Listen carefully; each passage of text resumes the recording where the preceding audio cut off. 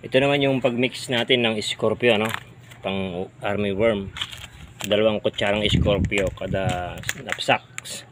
Tansyahin na lang natin kasi mahirap magsukat ng one hand. Yan, isa. 2. Yan, 2 kutsara. Ito naman pang fungus, Polycor. Ito ay 50 grams. Ayan, 50 grams. Isang pack na ganito, 2 spray. Ibig sabihin kalahati nito. Nagamit na natin yung kalahati. Ilalagay natin lahat to. Prevention naman tayo dito sa ating mga ampalayang pinaparecover, mga ka-farmers. Na problema nyo ba yung mga leaf folder, yung armyworm? Ito yung pinaka the best nyong gamitin, Scorpio. Ginagamit natin to sa pipino, sa sitaw, para dun sa mga armyworm na kumakain sa dahon o yung mga nakalukot, no? Mga namumblema sa ampalaya na inaatake ng armyworm. Yan, kahit pa paano may mga lumalabas na ring bunga dito sa ating ampalayang pangit. Na? Update natin itong ampalaya nating pinaparecover na pangit, ano? Bali 6 days na mula nung inumpisahan nating itong alagaan, ganyan na itsura.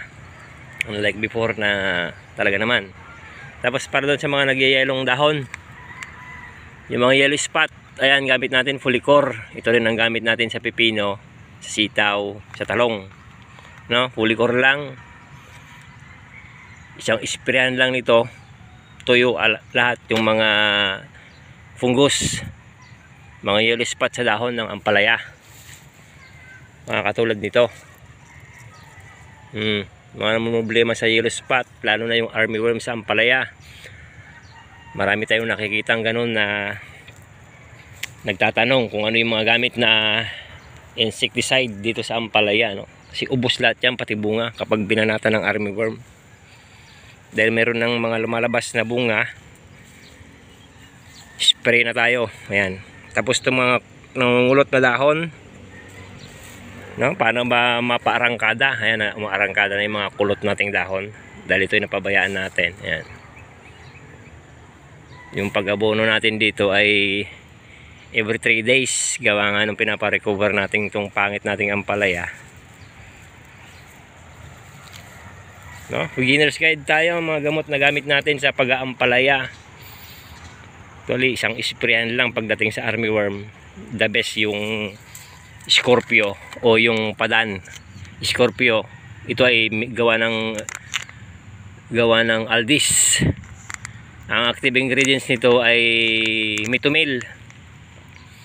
Tapos yung isa pa, yung gamit pa natin isang pang-alternate natin, yung padan. Ang active ingredients nun ay hydrochloride, kartap.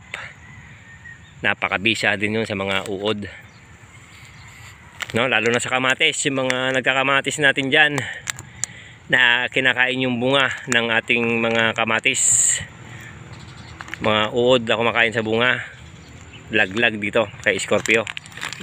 Napakabisa niyan, ano? Haluan mo ng i-mix mo ng malatayon, the best, no? Simbisa na ng mga insecticide na mamahalin. Hindi naman na kailangan yung mamahaling insecticide, ano? Mag-mix ka lang ng Scorpio at saka malatayon, laglag lahat ng mga insekto. Ngayon kasi may mga bunga na tayong maliliit na lumalabas. Bali 6 days na mula nung inumpisa natin itong iparecover. Tapos yung dating talbos na kulot, ayan na, mga problema. Pero karaniwan pag gantong malamig ang panahon, kasi January, kaya yari lang ng December, hanggang February yung taglamig, karaniwang nangyayari sa mga ampalaya, nangungulot. Kasi kontra yung panahon pagka malamig. Ayaw ng ampalaya yung masyadong malamig. Kaya minsan namamarako yung ampalaya natin pagka gantong napakalamig ang panahon, ano? May mga naglukot kasi tayong dahon.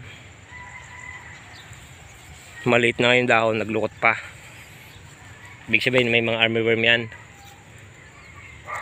Pag dumami yan, hirap ng i-control, ano? Siraan yung bunga, sira yung dahon. Tapos yung yellow spot, yun yung Fulicor. Pwede ka mag Fungitox.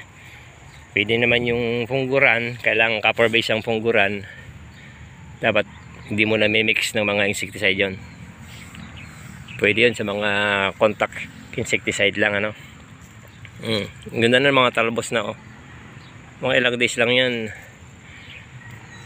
litaw na. Hindi pa ma-appreciate yung mga maliliit na bunga makita kasi maliliit pa lang, no? Ito ay mga gawang video natin para doon sa mga namumroblema, doon sa mga nangungulot na ampalaya, kung paano ipa-recover uli. May mga lumalabas ng mga bunga. 6 days pa lang mula nung pina-recover natin to, ano. Yung pag-abono every 3 days, tapos tilig kinabukasan ng tubig lang, ano, para mabanlawan, para maganda yung pag-absorb ng nutrients dito sa ating pangit na ampalaya. Ayan, mga kulot ng dahon yan, pero unti-unti nagbabago. No, ang gamit natin pang armyworm, pang uod, ito Scorpio, ulitin natin. 2 kutsara nito. Para doon naman sa fungus, 2 kutsara din nito. Mix lang natin bago natin i-spray. Kasi ang mga fungicide, napakabisa niyan. Isang spray lang yan, natutuyo na yung mga fungus, mga yellow spot sa dahon.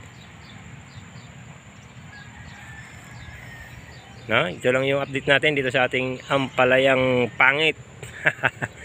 Ay, nako. Ngayon, itong area natin naayos natin at magtatanim tayo dito ng ampalaya. Kasi nga, sabi ko nga sa mga previous nating vlog, ito ay may issue ng wilting, ano. At itong ampalayang ito yung kwan natin, yung tinesting natin kung mamamatay pa. Good news naman, walang namatay. Ibig sabihin, nagamot na natin yung wilting dito. Pero ngayon, January pa lang, baka siguro mga katapusan ng January tayo makapagtanim pa rito. Kasi medyo malamig-lamig pa yung panahon. Karamihan kasi sa ampalaya, pagka gantong malamig, kahit na bagong tubo pa lang, nag-iiba yung mga talbos at dahon, nangungulot. Karaniwan kasi pag ganito, malamig ang panahon, namamarako ang mga ampalaya. Excuse me, namamarako yung mga ampalaya. Kaya minsan kaming mga farmers ng ampalaya, umiiwas kami sa magantong panahong magtanim dahil doon sa pamamarako ng ampalaya, ano. Yan, yun yung mga tips natin, ano. Kasi ang ampalaya, kailangan yan mainit yung panahon, di pwede malamig.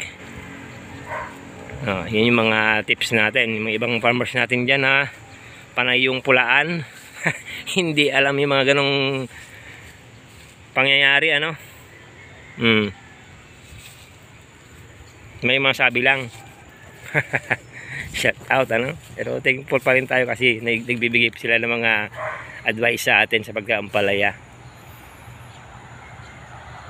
no, para dun sa ating update dito sa ating ampalaya na kulot-kulot yung dahon, maliliit, napabayaan. Ayan na itsura, nag-start nang magbigay ng bunga.